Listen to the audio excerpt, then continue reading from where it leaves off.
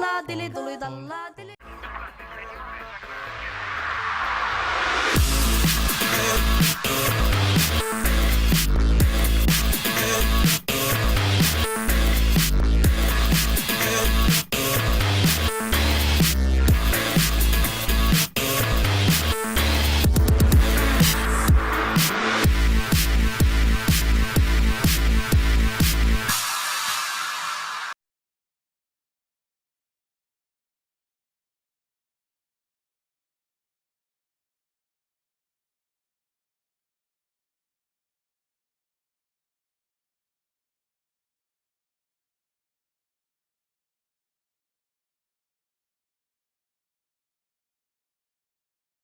Ba.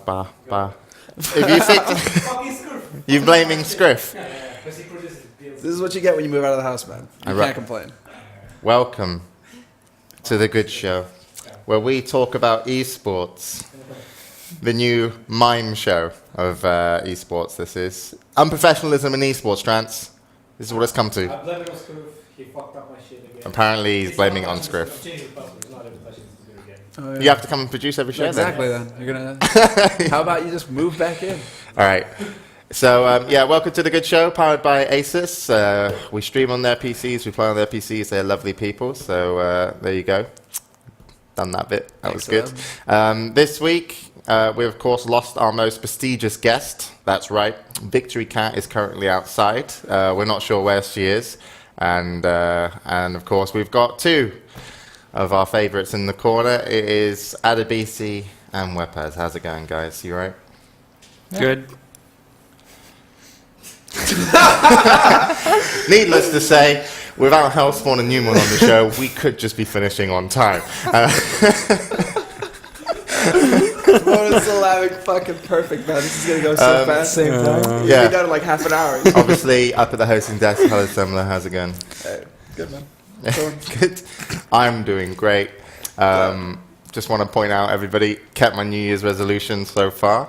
I have currently worked out twice last week, and I was actually going to wear like a really tight shirt, but the trouble is it did this because I wanted to show off with my workout, and and I did it, and I wore a shirt today as well because apparently Zoe watches the show, so just kind of keeping it fresh. Well, then I'd expect you to wear the tight one. You know, you gotta show off those guns, man. She's not into that. She leave a bit of room for imagination. For that. There could be more under here than you see. The workout was. You guys should have been there. It was amazing.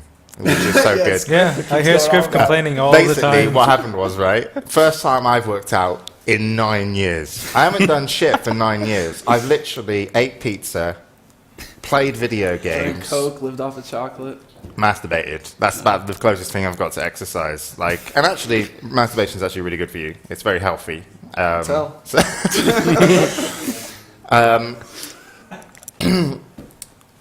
And it was the first time we worked out, and it was really pathetic, right? We ended up doing chest and triceps. I did the routine. I was on top of that shit, and it got to the point where we finished doing the bench, and we did it lightly, and then we were like, all right, let's just finish off the chest and do some push-ups. So me and Scriff were like, all right, yeah, let's finish off, and we went to do a push-up, and we couldn't do one. And we couldn't do one push-up right after we did the workout, which is obviously good because it means you worked out. But it was so fucking bad that what I ended up having to do was I had to do push-up on my knees. You did girl push-ups? I did a girl push-up. And I did like, 10, 15, and I was like, all right, it's fucking hard, girl push-ups. But the worst part was, right, Scriff comes in after me after laughing. He gets down to do a normal push-up, can't fucking do it. He goes to do a girl push-up, can't do it. But I think he did like one or two, so I was like, yeah. So we should vlog this shit because it's really pathetic. And today I did biceps. Oh, yesterday did biceps. Oh, this morning. It was like 5 o'clock in the morning.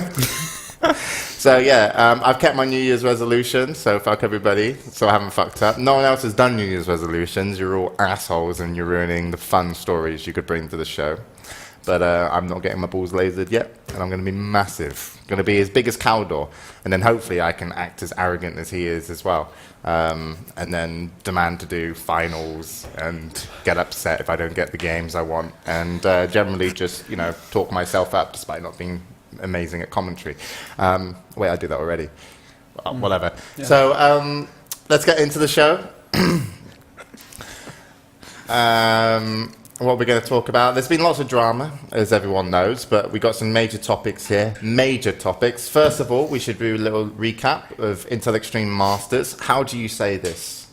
How do you say? Katowice, I think. Katowice. You were just there. Katowice.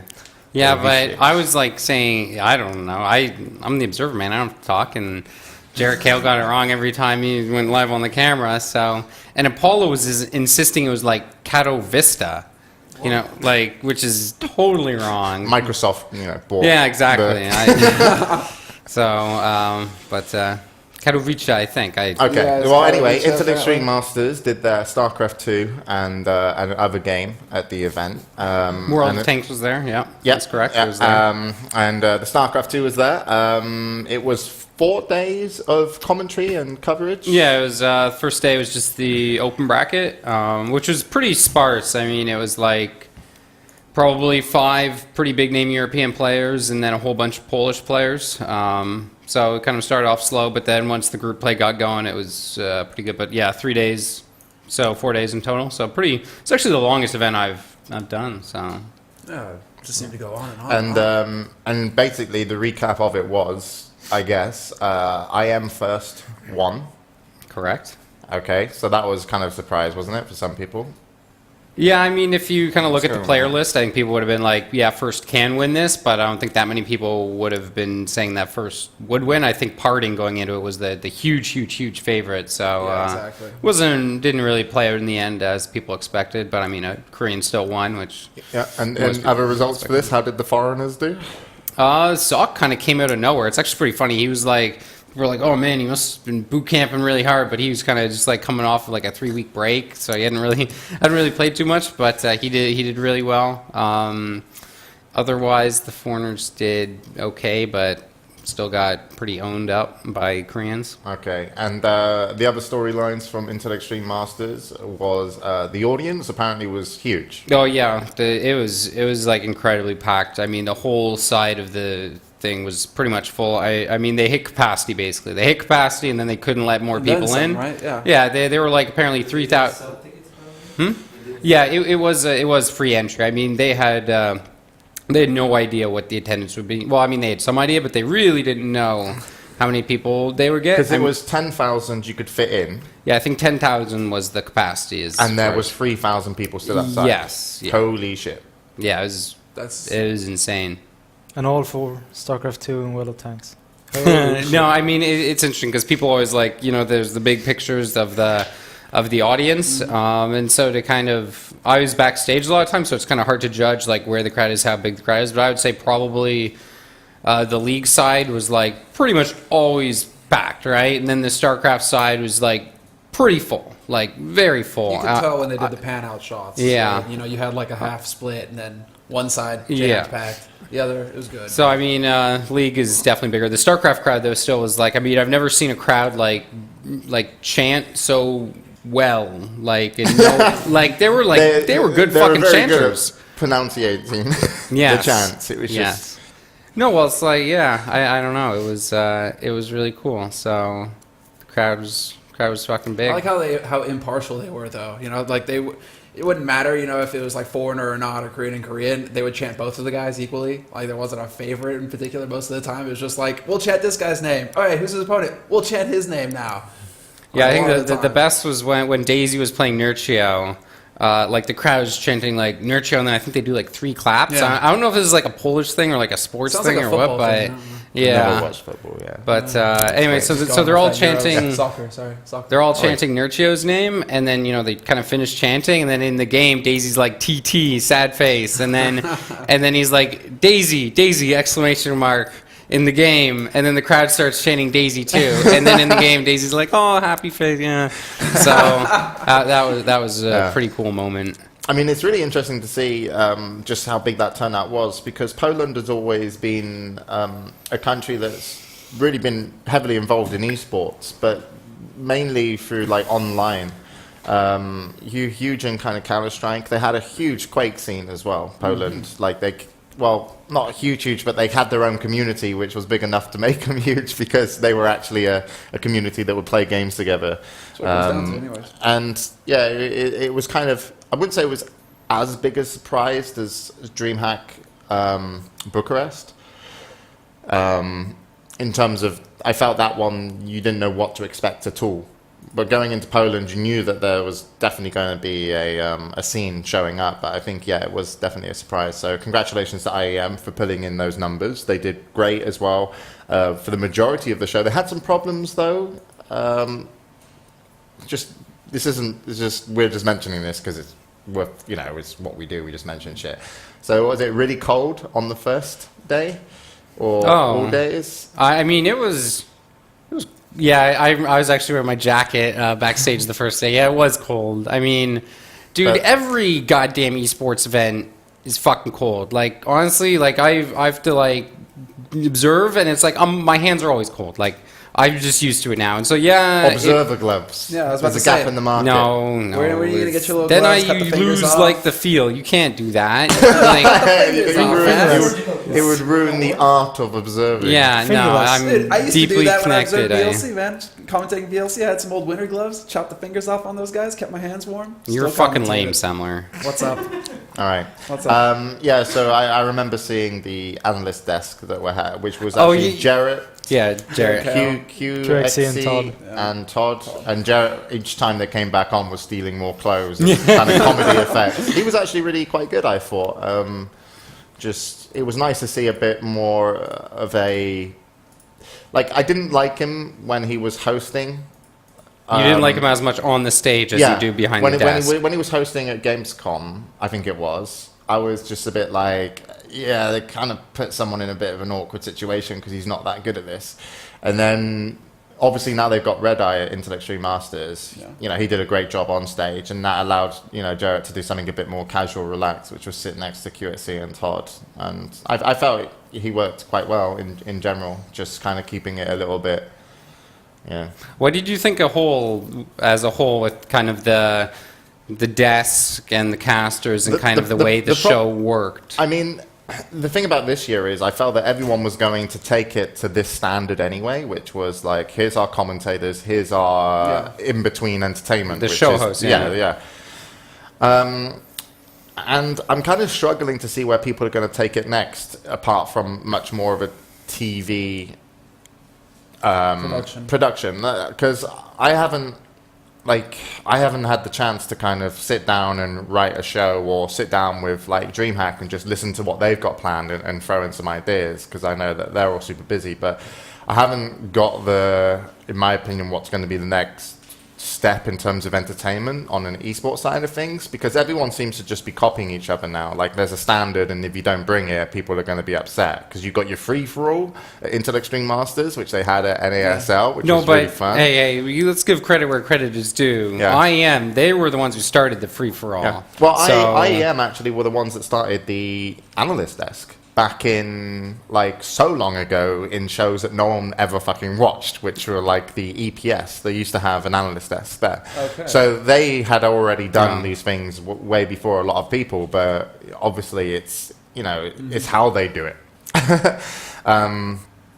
But generally, I thought it was good. I always feel it's a bit of a shame. Like, I'm not going to big up Apollo, but sometimes when Apollo's commentating and then it goes back to the analyst desk, I just feel like I'm hearing the exact same shit that Apollo said in a recap. That would be one of my points I want to make about actually making full use of your analyst desk and limiting what the commentators are going to say. Because one thing that irked me and that kept happening throughout the tournament at times was that the commentators had too much time for analysis after the match, and so it was a redundant thing to throw it to the analyst desk, because it's just like, well, Apollo and Caldor, Apollo, Kelleris, Caldor, they just spoke for 5 minutes about this, And now we're gonna sometimes listen to when the that's same thing again. happened, I felt like it happened too much. I mean, sometimes that happens because I'd say, like, a lot of times when that happens, it's because, like, someone is off, taking a shit or something, right? So they, so they can't throw back. So it's like, okay, well, guys, stay on. But yeah, no, I mean, I agree. Sometimes the commentators just kind of want to get out all of their whatever their thoughts are, and they kind of drag it on sometimes. I think people can learn a tiny bit from maybe NASL and DreamHack, where they had actually just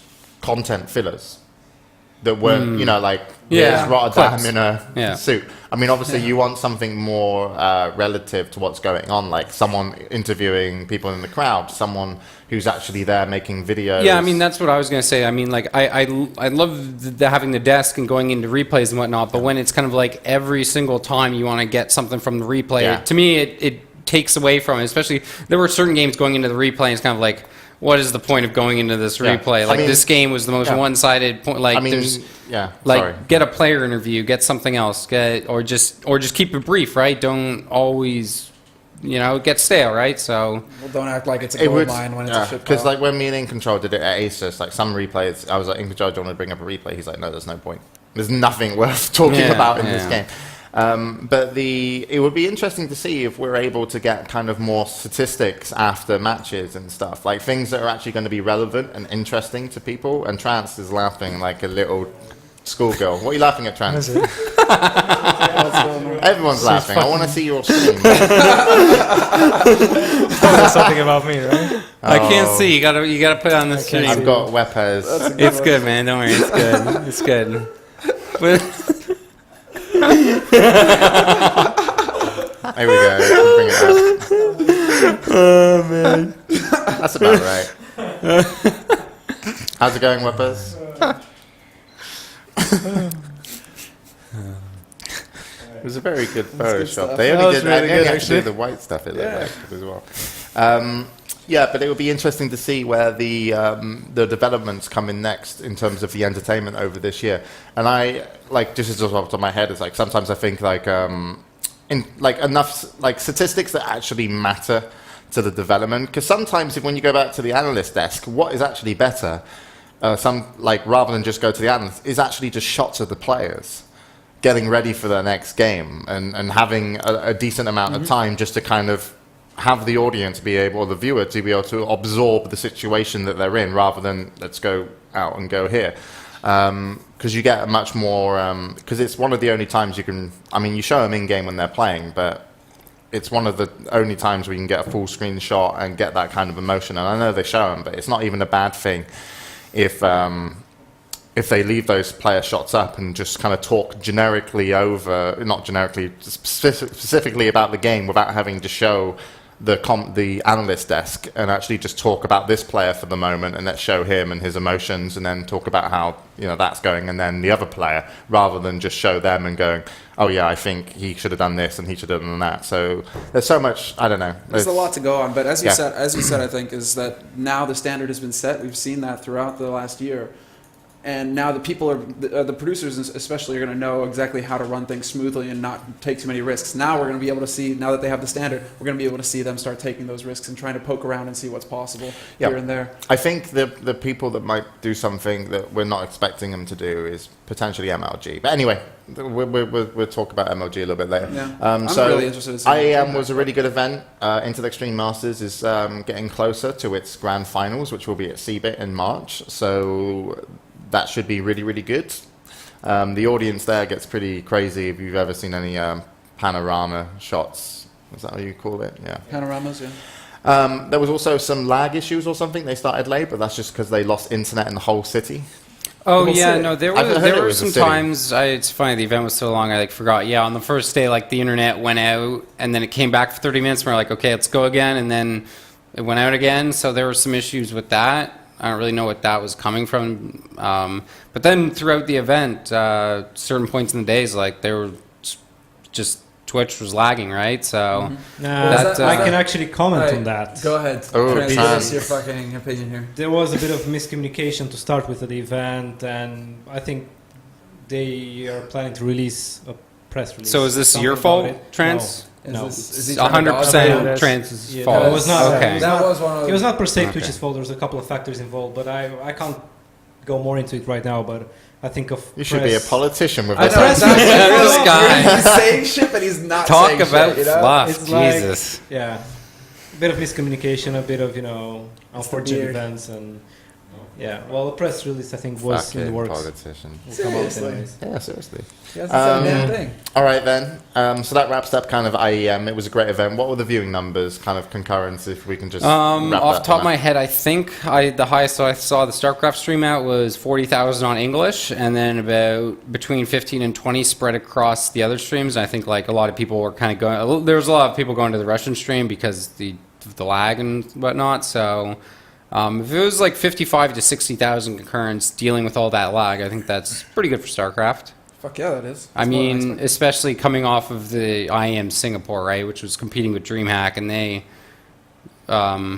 got good numbers for like their finals and Grubby's last match, but the rest of the tournament had pretty lacking numbers. Thank you for your contribution. That was fun. Well, over 250k concurrent. Yeah, across LOL all the had a games. lot Lot of of tanks viewers. was really big. All right then. So let's move on to our next topic. Mike, you probably don't want us to say this, but happy birthday. Aw, no, that's fine. It's nice to know you've grown out of your Destiny phase, and you now look like Mike. No, it feels like he's lost a year or two. That's You the guys thing. reckon it looks like this guy? What? From Office. What is it? Face. Yeah, I Office really Space. don't see it. Just turn a little Turn bit. your head slightly to the left. Yeah. Look like you're dying on the inside. Right. I always look like that. It is pretty close. I had someone insisting to me. I guess you guys wouldn't know, but that I look like Sean Hannity. Who's that? He's one of the news broadcasters for Fox. Oh. That's I don't that's see a that sad either. fucking thing. Okay, so moving on. Owned 3D not paying out. Unprofessionalism in esports. We've had so much drama lately in esports. It's tiring. Jesus That's a good Christ. start to the year. Exactly. Now we're talking about ordering popcorn and shit. Yeah, so basically, Owned 3D owe people money. They're later paying out, and people are just like moving now. Destiny was one of the first. Well, to Destiny was move. the guy who kind of blew the whistle, Yeah. right? And then Navi apparently Navi has is a big watched, one. Toby-Wan Kenobi started streaming on Twitch. The only people that are left are CLG because they've signed with Azubu, which is weird anyway because they don't have a streaming platform yet. But they're on Owned until then. Sing Sing's there, obviously, because he's got a contract with them. But yeah, it's one of these things that a lot of people have known about, but it was like, even me, it's like I can't really just go out and say, hey, you need to do this, because at the same time we have a contract with Twitch where we help them in Europe. Well, yeah, basically. you are not. So it seems very biased, but as far as I can break it down pretty simply, like if that's what people want to know. This is my No. opinion. Well, yeah, I actually think Oleg and Zvetan might be doing like an interview or something with I know. Slasher. Yeah, I talked to Slasher today, and he said he was hoping to get him on to Live on 3 and actually do a live video audio. Yeah, and we asked video. him to come on here. We asked him, Yeah, and but basically, what it is, in my opinion, Own 3D started off as basically not a live stream platform. It was actually a long time ago. I think it was like 2008. Huh? Yeah, I think it was like 2008. I remember Oleg because I used to play Quake against the guy, and he's a nice guy. And then he's like, okay, we got this, basically like a YouTube system at the beginning. That's what Own 3D was. And then they kind of caught on that people wanted to do live streaming stuff. So they went into that, and from doing so, ESL was a close partner to start with, as far as I can recall back then. And their company just grew. Now, I do have a problem with Oleg in some ways. One, I do really like the guy. I think he's a really nice guy. But when I went over and had a talk with him about us working for Own 3D, me and Trance and Will, he said a couple of things within the negotiations that made me think, I can't work for you because you don't understand business. to give you an idea, it's basically like if I am an existing company and they come to me and say, we would like you to help us do this, right? Like, you know, and we're going to pay you to do that. Mm-hmm. And I'm like, yeah, that's fine. That's just taking a contract. But because he kind of felt that it was a large contract, then having shares in my company, which is kind of like me as Coca-Cola going to an agency and saying, could you please advertise us in this country, who's an existing agency that has all the connections with, you know, their kind of, you know, clients and user base, and then saying, oh, but because we're giving you this contract, we want shares in your company. So there was a couple of things in the meeting where I was just like, I actually can't work for this guy because I like the company and stuff, but at the same time, he's just said a couple of really dumb stuff that just makes me think he doesn't understand business. And even in that conversation, you know, Sverton actually kind of corrected him and was like, no, we won't be doing that. But the point was, as COO and as the person that I would end up representing, I was just like, that's a no-go. So I had in the back of my mind that Own3D were going to have this kind of struggle going forward, and we ended up working with Twitch because we met all the team. And actually, if you want to hear from Kevin tonight on CPM, he's going to be on Climbing the Ladder, and Kevin's a COO that basically is the guy that gets the CBSI deal, gets the investment deal for Twitch, and knows everything. So it should be a really good show on Climbing the Ladder. And Own3D basically grew, and what Own3D did is they used, rather than Twitch and build their own infrastructure, they ended up buying bandwidth through Akamai, and Level 3, I think it's called, or Level 7, it's one of the bandwidth providers. And this is really expensive, right? So you've got your platform, and you've got a Russian guy to code it, which is what they had, and he was amazing, and they got a very small team in Austria. And it's like, okay, they can be successful, but they need to be on top of absolutely fucking everything. And they got a lot of interest from people coming over with, you know, a decent amount of like joining fees. If you actually read, like Destiny had a joining fee, etc. And obviously, they had to invoice the agencies that were selling ads for them before they moved on to CBSI. And in my opinion, what happened is that they just didn't know how to run, in my opinion, their business well enough to stay on top of all the invoicing for their money that they're owed from agencies, because I actually heard that was a problem. It's just stuff I've heard. So they weren't getting their money on time anyway for the stuff that they were doing, because they weren't, you know, internally handling it potentially properly. In one of Destiny's screen caps, I think. Yeah. Yeah, but this is actually like them. That was a CBSI thing he mentioned, which was later. This is actually before, when they were really big with League of Legends. This is just, you know, what I've heard. So I can't, you know, confirm anything. And Oleg and Sverton might end up coming and talking about something. So potentially they're getting their money late. Originally, Akamai is fucking expensive. So you would have to pre-buy your bandwidth. So if you pre-buy your bandwidth for the month or the couple of months, you get a cheaper rate on how much you're paying on your bandwidth.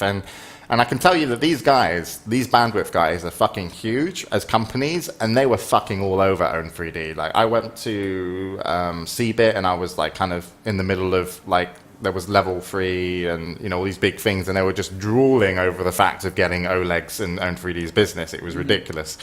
It was like he was the prettiest girl in the whole world. Yeah, like stood in front of like all these big companies that have done huge things in distribution, and they were drooling over Own3D. So the company was huge, but they just didn't run it properly, and basically people were getting paid late, and we all kind of knew it. And so it was weird because all the players and all the people that were working with them were so scared to go public.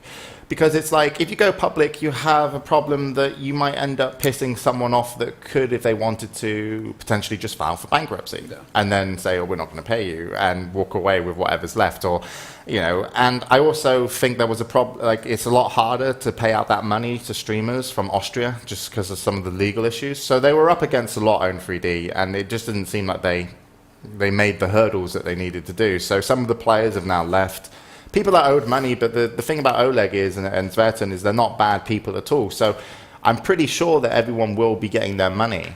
But it's one of those situations where it's just so fucking hard to do. But basically, company grew too fast and too big, and they as a team couldn't either keep up or handle it as well as they should have, which is a real shame. And then we don't know what's going to happen with them next. Like, there were rumors that Machinima were going to want to buy Own 3D. Yeah. And sometimes when I read the logs and it was like, and Destiny was talking to like Oleg, and it's like, can you not stay until the end of your contract? I almost kind of felt that what was happening there was that Oleg wanted as many people on his streaming platform on a monthly basis up until the point that maybe Machinima would buy, so they didn't see like a decline. But I actually think Machinima are probably not that interested anymore. I think that's the thing. It was the delaying tactics. Yeah. They were just trying to buy as much time as possible, But, waiting for the big thing. it's like, I represent Singh, because obviously everyone knows he's going to, like, you know, leave Mouse Sports, and I'm his agent. So I'm now going to be dealing directly with Own 3D. But the thing about Singh is like, Own 3D are not in fault with Sing Sing. Like, Sing, they contacted him and said, can we have your bank details? And he's like, I'd love to give you my bank details to be paid, but unfortunately, I am at the good studio and I can't get my bank details. So like, they've done no wrong with Sing Sing, you know, but it's, you know, the fact that they're asking for his bank details now and not when they signed the contract, which is X months later, is a bit weird. How long has he been streaming on again? Almost a year? No, not that long. Not that long. But so it's not all bad, but I honestly, I don't see him lasting. I think this is going to be the last kind of, like, I've been told so many rumors about this. I've been told they're shutting down on Monday, which was yesterday. That was going around. Yeah. I've been told Kelly Milky's got promoted, which I felt really bad for Kelly Milky. Just like, hey, handle all this shit. And then I got told that potentially she's, you know, going to be leaving, you know, Own 3D. So in terms of the unprofessionalism side of things, it's basically a very small team handling a very big project, and players actually not, and I don't know how many teams have ever had problems, but the teams seem to stay. Like Fnatic were all there until their contract was up. Mouse Sports have been there. You know, some of their big names in terms of teams that you expect to have proper contracts, they've all stayed. So in terms of the unprofessionalism of esports, it's actually just if it's individual players not being able to have a voice or a kind of position where they can be like, please, can you, you know, you should be paying this now because, you know, you're the one that's breaking terms. And what's weird is when Destiny said it was leaving and before the contract was over, it's like Oleg was like, okay, well, your last month you won't receive blah blah blah, but X like a percent off. But the fucked up thing is, it's like in that contract, when Destiny went in, it should have been like, if you pay me late by 15 days overdue of the invoice of when I'm owed money, you're breaking your contract. And if I leave, you're going to be paying the, you know, kind of, you know, the price, basically. And so it was weird that, like, actually the players kind of entered these contracts where it looks like Own 3D had most of the power and control of, like, you know, we're paying late and you haven't done anything about it. And so, I don't know. I know they've talked about it a lot on other shows, so I don't want to blow it up, and I've monologued now for a little 20 minutes. Man, they talked about that recently with Destiny and Demaga. And they had Husky on there for a bit as well. That was a pretty hot topic, going over the whole thing. As far as that's concerned, MTW was one of the teams that was connected with Owned, and it came up repeatedly that apparently they were having quite a bit of trouble with Owned as far as getting contracts paid out, etc. So perhaps it wasn't all green fields for but you involved. have to look at like some of the track records that Owned had. Like, for example, Star Ladder came to us, and we did Star Ladder. It was something that Twitch, you know, wanted to support in Eastern Europe. It's one of the biggest events, you know. So it's like, how can we help this, you know, stay alive, blossom, and grow, and build the community? And then basically they were like, okay, Owned have given us an offer. Yeah. And then basically all of a sudden, like, next season they come back to Twitch, which basically suggests someone wasn't paying. So I just don't know what Oleg's doing when he's just talking to these people going, give me another month or you'll get it and this will happen. And, you know, it just seems to me like he's put himself in such a shit situation that I don't think Oleg, after this, will be able to work in esports again. Like, I honestly, it's a trust thing. Well, I mean, I feel like if the money gets paid out, then if maybe, the money gets paid out the and money gets paid out, there's it's a all fine and follow-up dandy. article where it's like this has happened, it's the.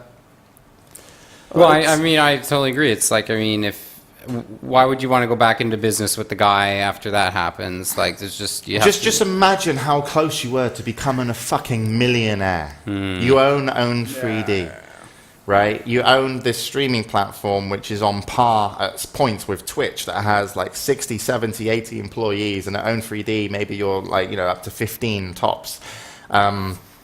And you've got these people interested in you like Machinima and, you know, who have like YouTube contracts, and you're working with CBSI, you know, and you've got this, and then, but you can't keep it. And if they were able to keep it, and I think their exit plan must have been to sell. That's normally what people do, is sell and then become millionaires. And I don't, you know, maybe they'll become millionaires if they just don't pay anybody out and disappear. I'm just picturing Oleg like sitting watching this with like his glass of wine and, you know, Going, his razor blade. No, he's just sitting there listening to you talk about him shitting everything away and just going. Yeah. Maybe he hasn't. Maybe he's like kept all the money anyway. But I don't know. Too. But we'll see Cayman what they Islands. do. Like, I've got to talk to him for Sing Sing about the payment, and Rise, SK Rise, is one of the guys that works for Own 3D. So it's, you know, he was the one who contacted Sing. So, as I said, nice people. So hopefully everything gets sorted. But it's unprofessional not only from Own 3D, it's also the players that weren't able to handle the contracts and the actual business. So Destiny, even, you know, even though we can talk professionally, the fact is to get himself in this situation means that you weren't able to handle the situation until we got to the point of breaking the whole contract, leaving early, and talking about this kind of stuff. You know, so it's a little bit hypocritical as well from his side of things. But it sucks for him because apparently he, you know, he's got a family. I think it sucks for the scene in general. I mean, Own 3D kind of falling off means Twitch more or less has a monopoly, which is Pretty much it. not good for anybody Yo, except for Daily Twitch. Motion. And YouTube streaming. Big competitors coming up. Yeah, I mean, you never know what's going to happen. I think it only takes a couple people in the right place in YouTube to turn that ship around. Because, I mean, right now you have to use, like, Wirecast, and a special version of Wirecast made for that, and whatever else. The chat platform sucks, and so forth. But These I are all mean, things that YouTube what has was money it to during deal the Red Bull Jump live stream? They had 8 million concurrents. I bet IM it's wouldn't have true, been but lagging if it was what on you need to keep YouTube in Live, mind man. You need to keep in mind is that YouTube Live is there as a whole, as YouTube Live, but there's also YouTube Live Gaming, and all that part is outsourced. It's not.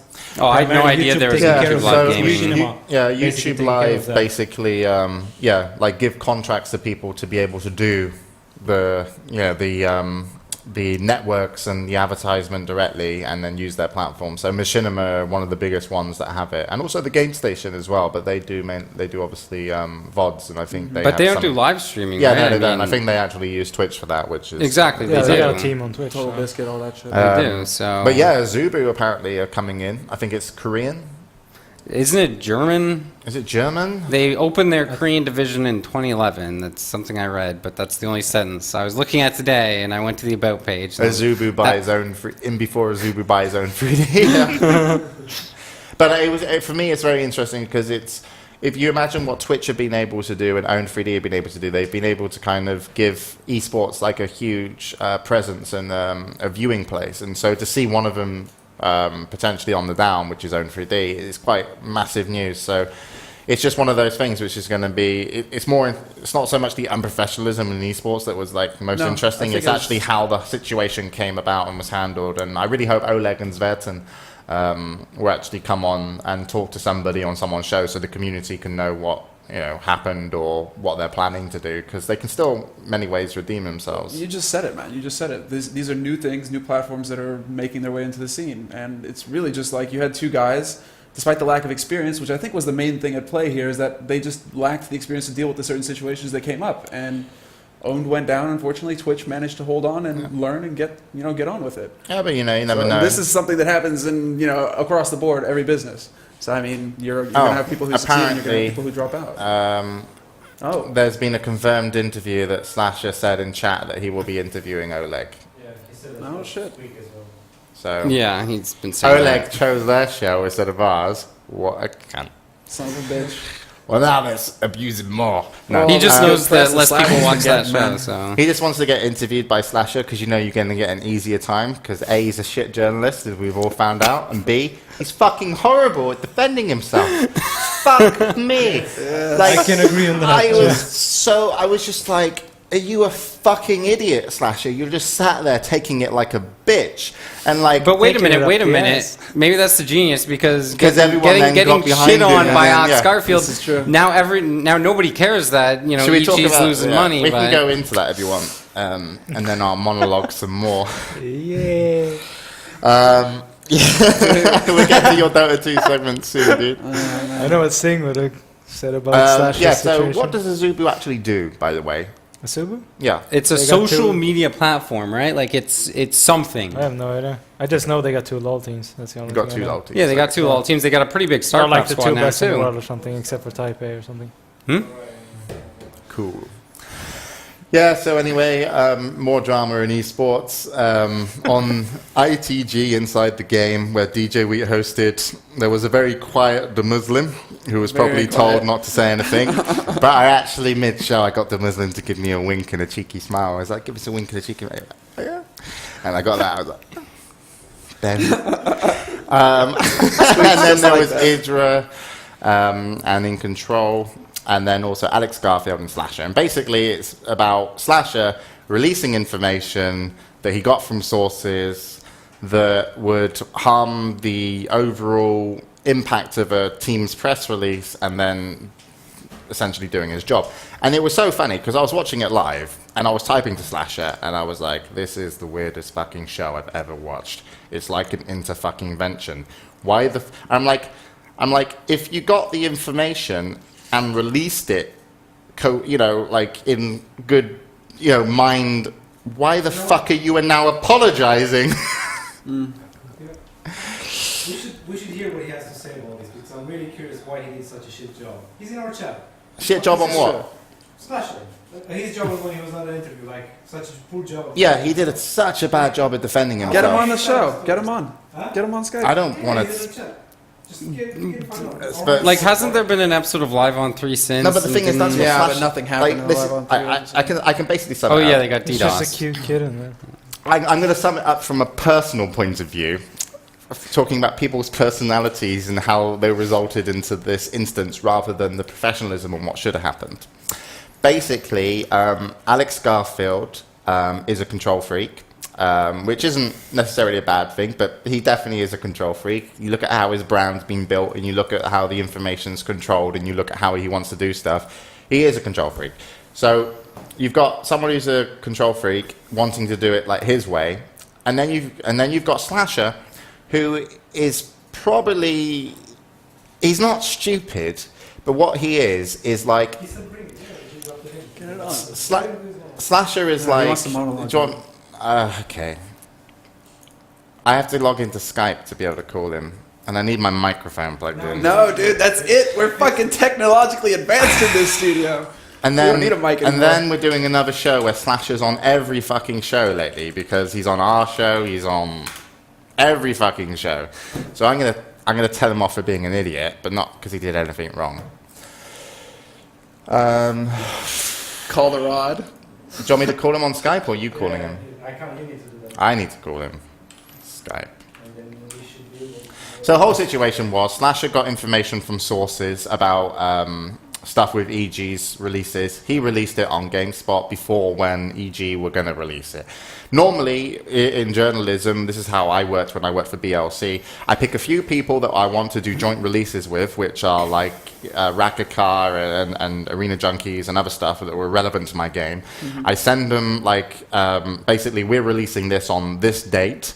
Here's all the information that you can use and sources. It's going to be posted at 12 o'clock. You can then release at 12:01.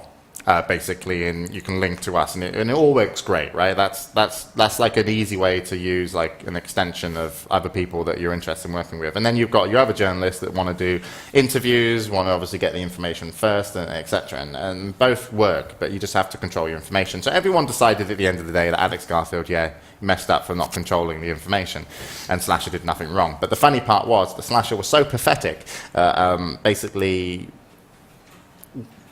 In an argument, I mean, Alex Garfield must be hard to argue with anyway because he's pretty damn intelligent. And Slasher, I don't know if he's intelligent or I don't know what he is really.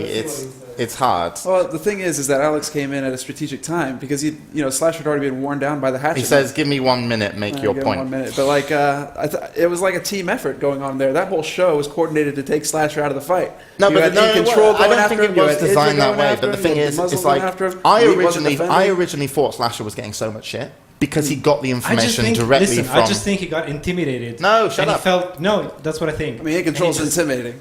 He's a No, big Slasher motherfucker. doesn't not get necessarily by intimidated. them. Slasher's just a But pussy. it's like, oh, No, but he's such a here, fucking little pussy. girl. The problem was, right? It's like, what was I going to say? Slasher is one of these people that, like, I can't explain him in a way. Like, he drives me nuts sometimes. Like, basically, I thought originally that he got the information directly from Alex and had that kind of agreement to launch this information Right, at X right. time. That's what it and, changed and, everything. and I thought he launched that information even though getting it directly from the source with all the kind of, clauses of please, don't do this, etc. And so I thought, oh, Slasher, you've really fucked up now. And that's why I thought Alex was so bad. But just getting those information from other sources, I couldn't, that's what I really couldn't understand. But to explain Slasher, when I get him on. Hey, Slash. Can we hear him? Can he hear us? Madly typing and jerking around. Come on. Just give him a minute. Don't worry. Where's the magic? Slash. I hear the shit mic. You should be able to hear me. Yay! Can you hear us? I can hear you. All right, we've got you wired in so everyone can talk to you. Oh, Right. great, because I Hi, know Slasher. you really wanted to do that. Yeah. Can we turn him down a bit down here? Yeah, like mute. I don't know. Yeah, so Slasher, the aftermath of this is probably Alex Garfield has probably apologized, I guess, personally. He has. Okay, and everyone in the journalism scene has got behind you because they're like, you're a journalist, you can do this stuff, which is quite good for esports because we've had lots of different articles on this subject, which is good. So your patheticness has been quite amazing for esports in a way, Slasher.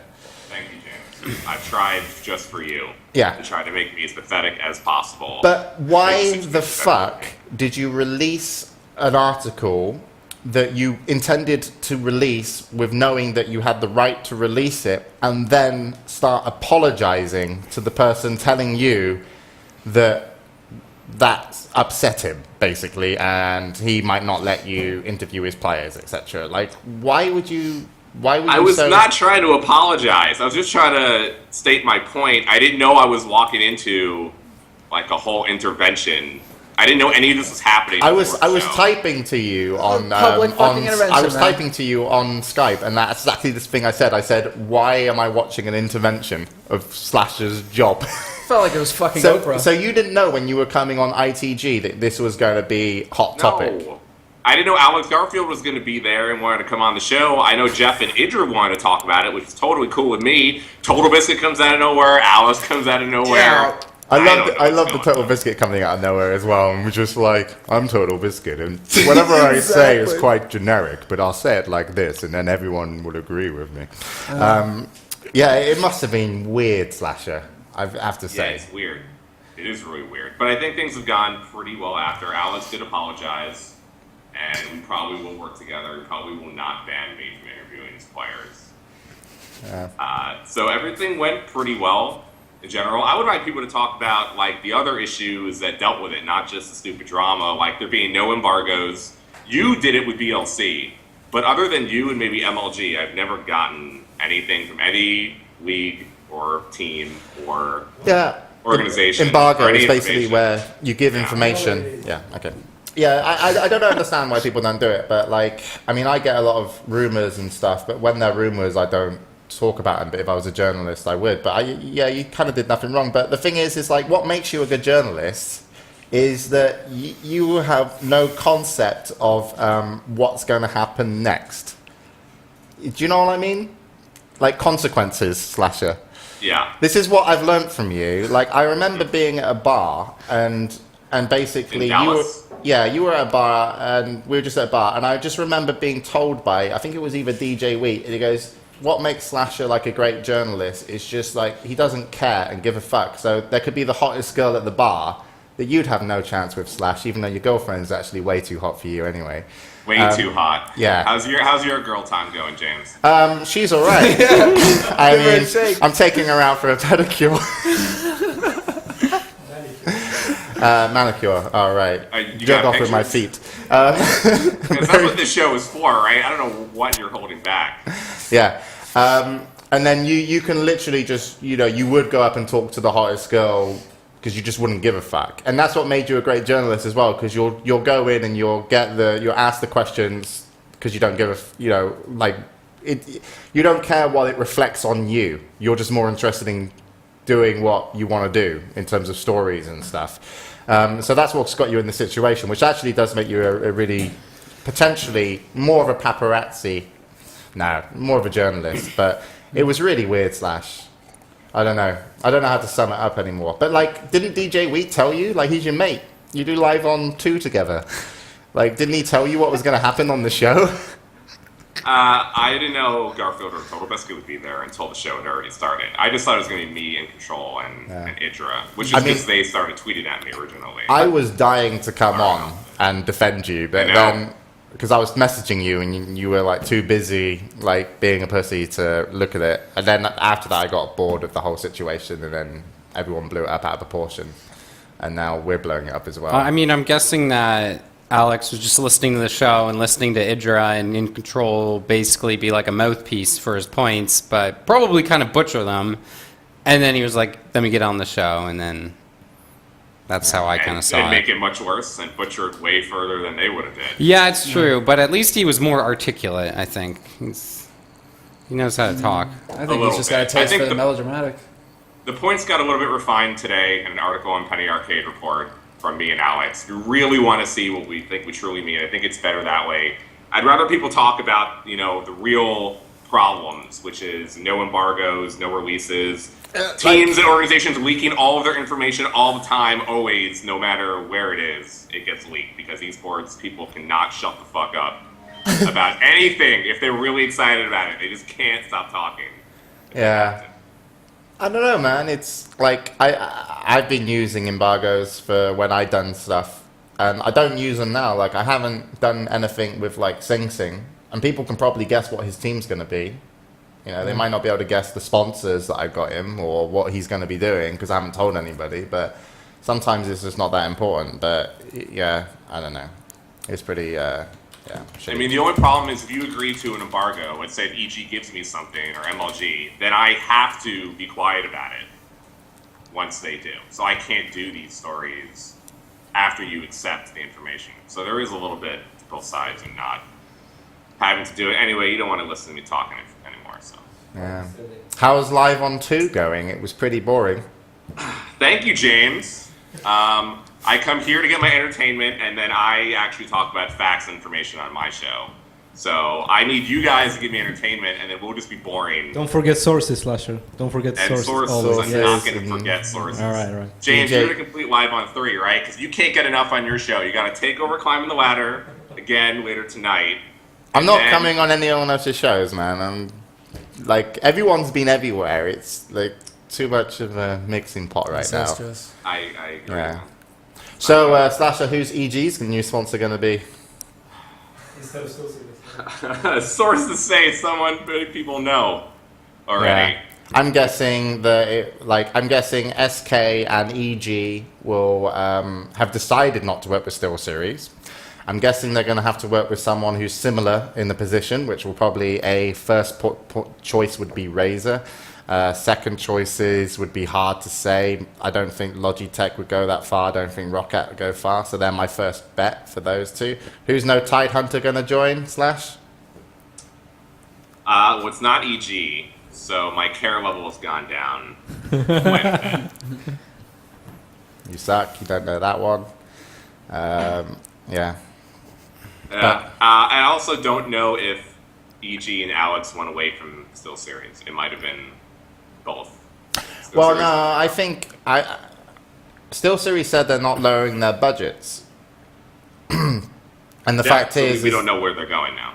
Yeah, that's the interesting question. I think everybody just fucking assumes it's Razer is going to be sponsoring EG. It's fucking obvious. But where's the Steel Series sponsorship money Yeah. gonna go? That's what I'm curious about.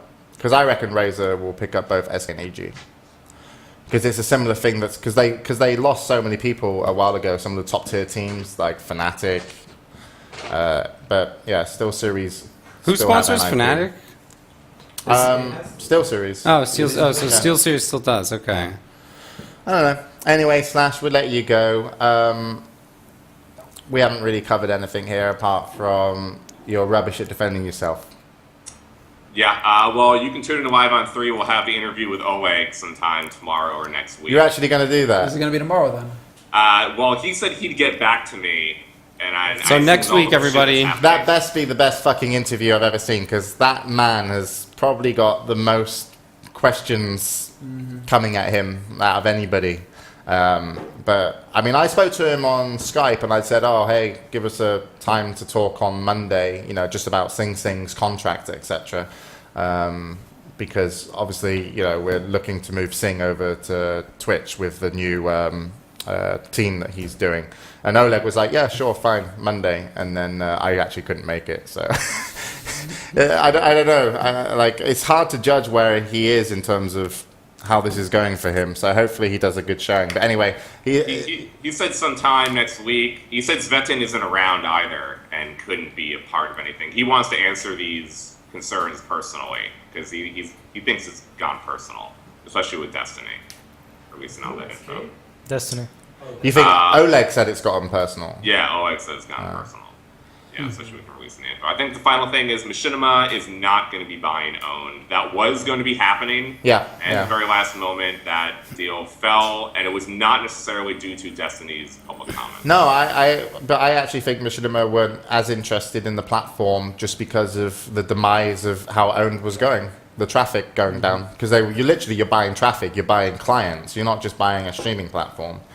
And that's why I think Oleg wanted to keep people around on their platform as long as possible. But anyway, thanks Slasher for coming on. You better have that interview tomorrow, man. Everyone's going to be upset.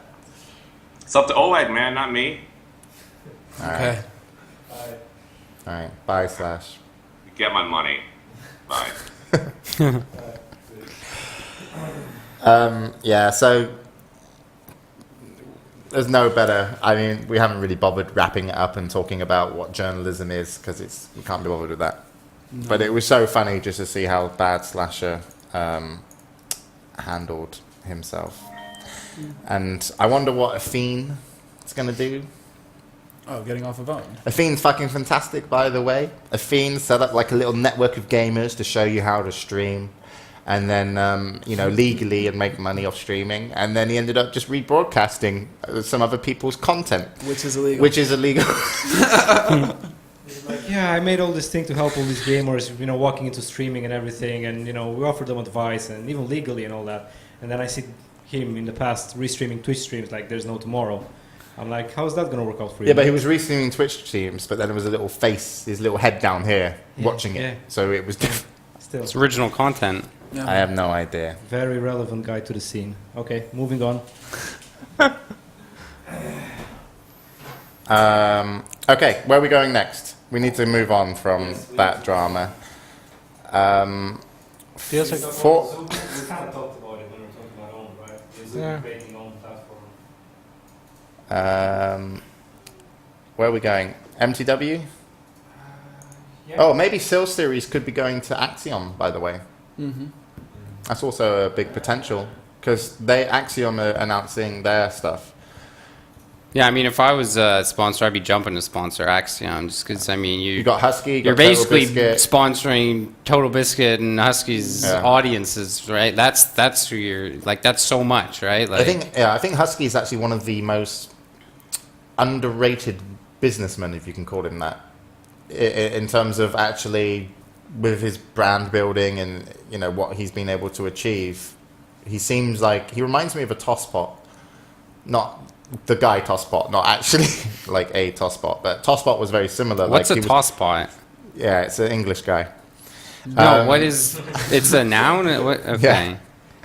But it was like someone who was on camera as an entertainer and then behind the scenes made a lot of stuff happen. And Husky's one of these people as well that's been able to do that. So he's quite a surprise, actually, because I've only spoken to him once. And didn't take me long to figure out. But anyway, MTW financial situation. They might be shutting down. Is that trans? It says might be shutting down. I thought MTW were shutting down. I don't think it's been anything official. Just the Cadred article? Yeah, this is the Cadred. It was just the Yeah, I don't candidate think article, there's- Yeah. Yeah. They No, lost like Matt, real they official lost- that they're shutting down, and there was rumors about the CEO creating a new team or something. Well, it's like they've lost Amaga, they lost Supernova, they lost their Dota 2 team, and apparently they're that's struggling pretty to big, pay. in my opinion. They used to be they're one of the most long-standing teams in esports. Yep. Absolutely. We mentioned it last week when you weren't here, but we Okay. mentioned like they were on, looked like German teams were on Yeah. decline, and we mentioned Mouse Sports, Alternate Attacks, MTW, and SK as the German top teams. But yeah, if they shut down, it's pretty huge. But Yeah. So apparently the CEO wants to create a new team, wipe the slate clean. yeah, they're in financial issue, but the CEO wants to create a new team, apparently. But yeah, Germany in esports doesn't seem as strong as what it used to be. I mean, you just got to look at like ESL, a lot of their products now. The interesting thing, like, okay, ESL, when I turned up to ESL to work as a commentator, there was 7 German talents in terms of people on-screen talents, because they had lots of German shows and lots of things going on. And there was 3 English guys. And the content was mainly German, and we did our English shows. Now, ESL TV, no German content, and everyone in that office is pretty much English speaking to do English shows. So even ESL, which are the kind of what's strong about esports and where they dictate where esports is going, they've gone for more of an international route. Who do they even have over there now, though? Because you're mentioning, what you're saying is they used to have 10 commentators, and now only Kelleris and Joe Miller jump to mind. No, they've Red got Eye? Red Eye now yeah. as well. But There's like, he's more of a another host than league anything. commentator as Yeah. well, and I think they'll actually be picking up some more people coming shortly. So it'll be interesting to see who else joins them. I've got a feeling that they might be interested in picking up Dota 2 commentators, ESL. So if anybody's looking to commentate Dota 2, do something on YouTube and link it to ESL. What's that, Styjo? You want a He's just job? like, Styjo, leaving you're his just three-round. getting quietly drunk in the corner. It's very weird having you over at the house, by the way. But yeah, the story is that is happening. And basically we'll see what they're going to do. So MTW on the down. We can go into Dota 2 news now with Weppas, and then I've got some more stuff to rant on about. It's no fun when House One's here. I'm gonna lose my he's voice. like all he news- wants to- He was dying in chat earlier. We were talking to Slash. He's like, God damn, I'm so mad I couldn't make it. He probably has so many points that he wants to talk about. Yeah. Bro, It's fucking house fun. What's he got? A cold? Cold. He's Cold. Swede, right? It's always cold in Sweden. No. Just pussified. The news feels really boring now when we've been talking about the drama. Yeah. Just don't feel interesting anymore. Well, how about we take a break, and then we come back with the Dota 2 news? Yeah. Oh, I want to rant on about who else. I want to have a go at Richard Lewis as well when I come back. We should Yeah, get I'm him gonna on have a stab Skype too. at No, we're gonna get Richard him on Lewis- Skype Richard too. Lewis. We're gonna get him on Skype Oh, I'm too. gonna have a go at Richard Lewis and Foreign as And well. Thorin, okay. I'm gonna have a piss off everybody today. It's gonna be great. Alright, let's take a break. Break time. Sounds good. Bring me